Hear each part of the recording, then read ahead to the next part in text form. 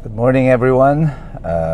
Kagaya nga ng inaasahan, Claire Castro is at her worst or best according sa kanya. At ito, bumabanat na naman siya at si Amy Marcos daw, Senator Amy Marcos ay galawang desperada. Totoo nga ba itong sinasabi ni Claire Castro na ito? Yan ang pag-uusapan natin sa umagang ito. Well, mapapansin nyo, iba na yung boses ko matapos ang 3 oras na tulog, back to work, attending a hearing. Pero nadaanan ko dito sa Facebook, sa TikTok, itong mga statement ni Claire Castro. And pinagtiyagaan ko po talaga na napakinggan kahit na sakit na yung tenga ko. Ewan ko kung ako lang po, baka ito naman ay akin lang ang perception. Pero alam niyo, pag pinakikinggan ko si Claire Castro, para ako nakakarinig ng tansan na kinakaya sa yero. Masakit talaga sa tenga. Ewan ko kung ako lang. But anyway, yung sinasabi niya na to na galawang desperada daw si Amy Marcos, medyo malabo yung statement mo na yan. It actually operates against you, Madam Claire. Yung galawang desperada na sinasabi niya is trying to be parang salitang kanto, salitang kalye, na parang gusto niya maging in, or talagang iyan talaga lang alam niyang sabihin. Uniform answer yan eh. Every time na may babanat sa Malacanang, sinasabi niya, galawang desperado, galawang desperada. Desperada si Amy Marcos na desperado siya saan? Nasiraan yung kanyang kapatid, nasirain ang pangalan nila, at ang katwiran niya ay ang interest daw ni Amy baka iligtas yung kanyang mga kaalyado. Talaga? I mean, sinong Pilipino, sinong ordinaryong mamamayan na makakaisip na mas pipiliin niya na protektahan ang mga taong hindi naman niya kaano-ano, ni hindi niya mga best friend, hindi niya mga naging matalik na kaibigan, at lalong hindi niya kaapelyido or kapamilya. Pero mas pipiliin nila ang niyang proteksyonan ng mga ito at siraan ng kanyang kapatid at sabihin na si Bongbong Marcos ay isang tunay na drug addict. I don't think so. Pero totoo ang sinabi mo na si Amy Marcos ay galawang desperada. Pero hindi siya desperada para sa politika. What the Filipino people saw is someone who is a desperate sister. Isang desperadang ate na nagpupumilit na iligtas ang kanyang kapatid sa tiyak na kapahamakan. Yan ang nadinig namin sa kanya. Ang tinig ni Senator Amy Marcos, bagamat matalim, ramdam mo na ito ay punong-puno ng pagmamahal para sa kanyang kapatid. Pero alam mo na siya ay exasperated na siya ay pagod na. Sa mahabang panahon ng pagtatakip sa kanyang kapatid, dumating na siya doon sa sukdulan sapagkat ang sambayan ng Pilipino, ang bayang Pilipinas, ay kasama na ng naaapektuhan ng kanyang adiksyon sa droga. Kapag ang polisiya ng gobyerno ay pinatatakbo ng mga taong wala sa sariling katinuan ng kanilang isip, yan ay delikado para sa ating national na seguridad.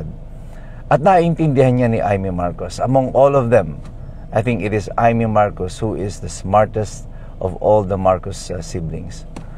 Si Amy Marcos po ay taga Ilocos. Ang aking pong asawa ay Ilocana, taga Paway, Ilocos Norte. At nung gobernador si Amy Marcos, madalas namin siya nakikita sa Paway, nag-iikot-ikot, kumakain doon sa mga restaurant sa harap ng Paway Church. Nakakasabay namin siya nag-grocery sa Robinson.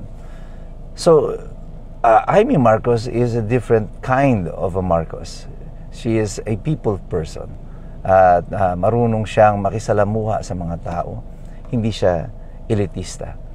At you could imagine the exasperation of this sister, itong kapatid na ito na si Amy Marcos, na makita niya yung kanyang kapatid na ginagawa ang mga bagay na ginagawa niya involving drugs. Pati ang kanyang mga pamangkin, ang kanyang hipag, si Liza Marcos is involved in it. And she is part of the family. Insider information itong kay Amy Marcos. Tayo Alam natin yan dahil sa mga bulong-bulungan, sa kwentuhan, sa itsura nilang lahat na mag-anak, sa kilos nila. Pero wala tayong diretsong kaalaman diyan. Hearsay yung sa atin. Itong si Amy Marcos, she has personal knowledge of all the things that happen. Pero, hindi natin nakita dito ang isang taong gusto lang siraan ng kanyang kapatid.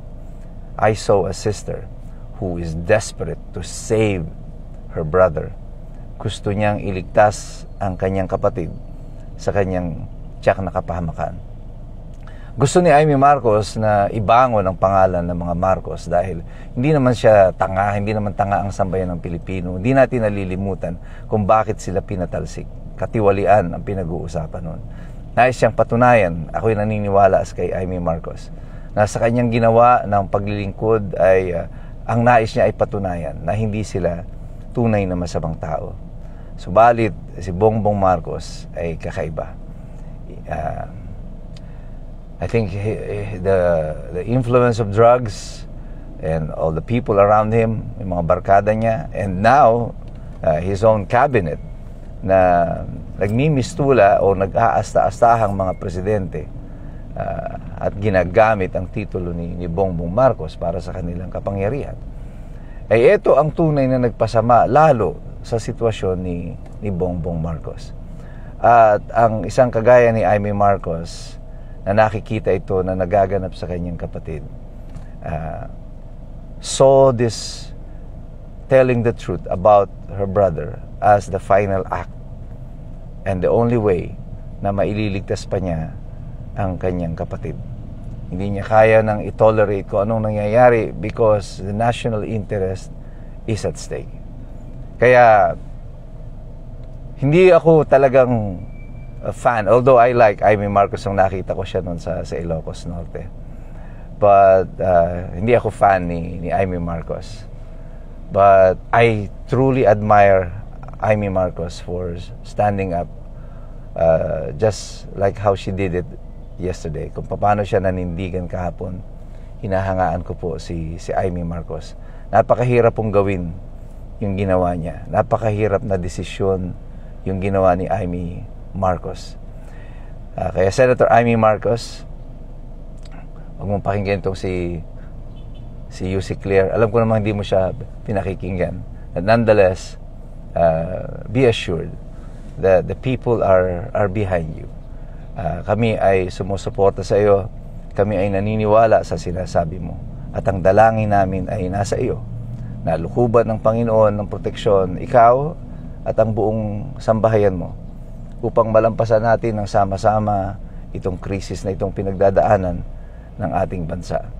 You see, when a member of the first family speaks up against her brother in using drugs, the family drama becomes a national issue.